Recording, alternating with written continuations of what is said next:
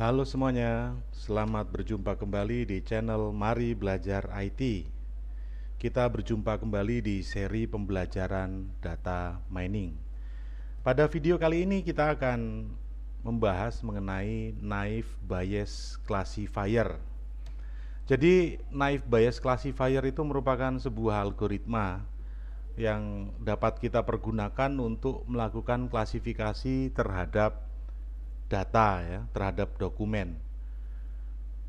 Nah, naive Bayes ini sendiri, naive Bayes classifier atau kita singkat sebagai NBC sendiri, itu merupakan algoritma yang digunakan untuk mencari nilai probabilitas tertinggi yang mengklasifikasi data uji pada kategori yang tepat. Oke, ini ada istilah data uji ya. Ada data latih, ada data uji. Kemudian eh, algoritma ini tergantung pada situasi ya, pada situasi yang tepat. Dari apa? Dari model probabilitasnya. Jika kemudian model probabilitas yang digunakan itu situasinya tepat, maka NBC dapat dilatih sangat efisien dalam melakukan supervised learning. Supervised learning itu apa? Supervised itu berarti kita sudah terlebih dahulu menentukan eh, label-label yang akan kita pergunakan atau kelompok yang pengelompokan yang akan kita pergunakan. Nah, di dalam algoritma NBC, setiap dokumen itu direpresentasikan dengan pasangan atribut X1, X2, X3 dan seterusnya sampai ke N.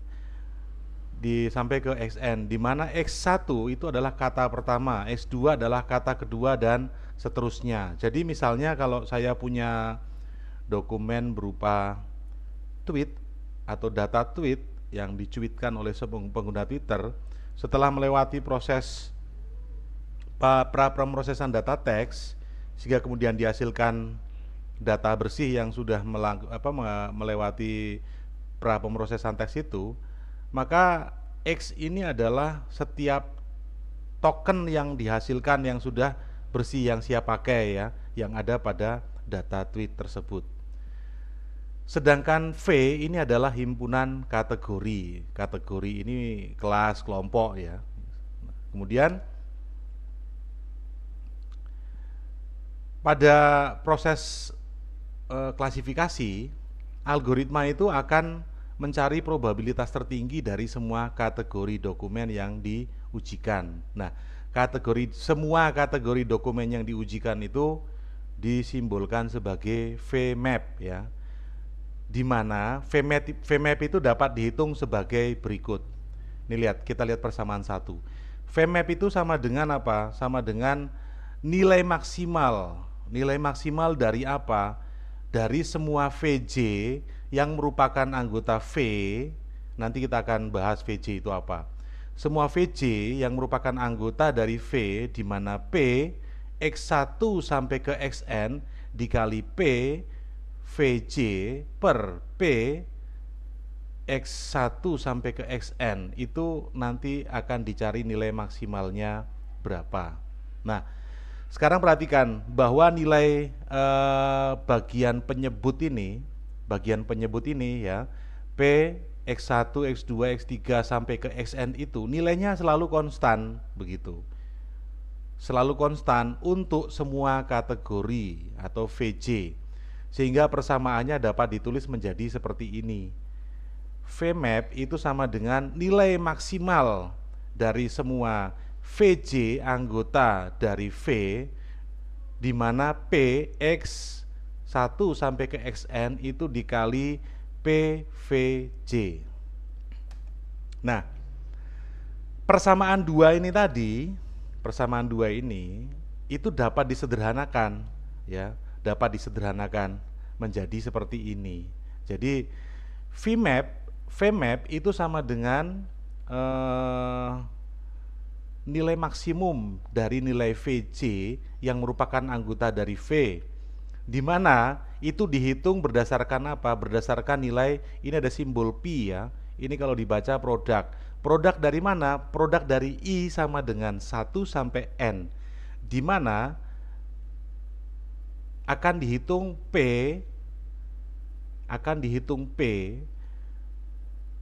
PXI, probabilitas XI pada kategori VJ dikali dengan PVJ. Nah, sekarang kita perhatikan. VJ itu adalah kategori ke J, yang mana J-nya itu adalah nilainya bisa 1, 2, 3. Ini tergantung jumlah kategori yang akan dipergunakan. Nah, misalnya kalau kita pengen melihat apa ya, akan melakukan analisis sentimen sebagai sebuah contoh kasus, maka nilai J-nya hanya 3 sampai 3 ya, 1, 2, dan 3. Kenapa demikian? Karena hanya terdapat tiga apa ya, tiga kategori, yaitu sentimen positif, sentimen negatif, dan sentimen yang netral. Nah, kemudian P X terhadap VJ, XI terhadap VJ itu merupakan probabilitas XI pada kategori VJ.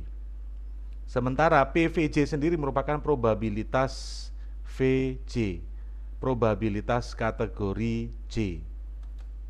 Nah, sekarang tadi sudah dijelaskan bahwa misalnya saja NBC ini akan kita pakai untuk klasifikasi tweet ya, klasifikasi tweet.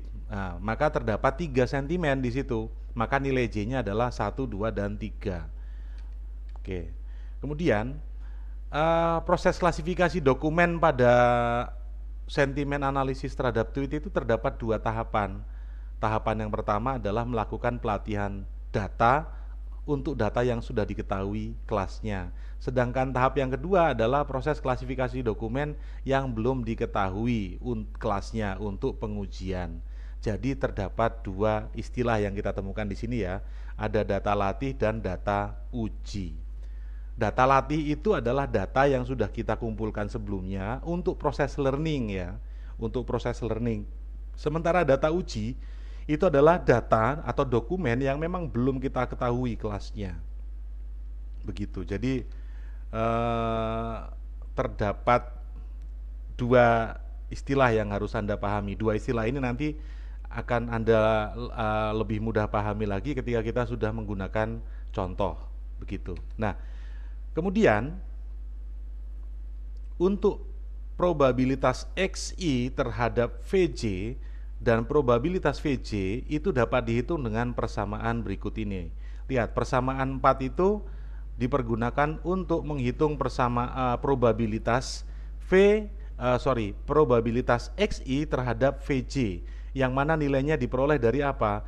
NK ditambah 1, NK ditambah 1 per N ditambah kosakata, di mana NK itu merupakan frekuensi kemunculan setiap kata. Ya, sementara N itu adalah jumlah frekuensi kemunculan kata dari setiap kategori. Sementara kosakata merupakan jumlah semua kata dari semua kategori. Nah, sementara probabilitas VJ itu merupakan dokumen J per contoh ya. Jadi dokumen J itu apa? Jumlah dokumen pada setiap kategori J. Sementara contoh itu merupakan jumlah dokumen latih dari semua kategori. Jadi kira-kira ini penjelasan singkat untuk naive Bayes classifier. Untuk lebih jelasnya pada video selanjutnya kita akan bahas dengan contoh, sehingga kemudian Anda bisa lebih mudah dalam memahami naive Bayes classifier yang digunakan dalam klasifikasi dokumen teks. Dalam hal ini adalah akan dipergunakan untuk analisis sentimen terhadap data tweet atau data yang diperoleh dari tweet atau Twitter. Kira-kira demikian untuk video kali ini. Sekian dan terima kasih.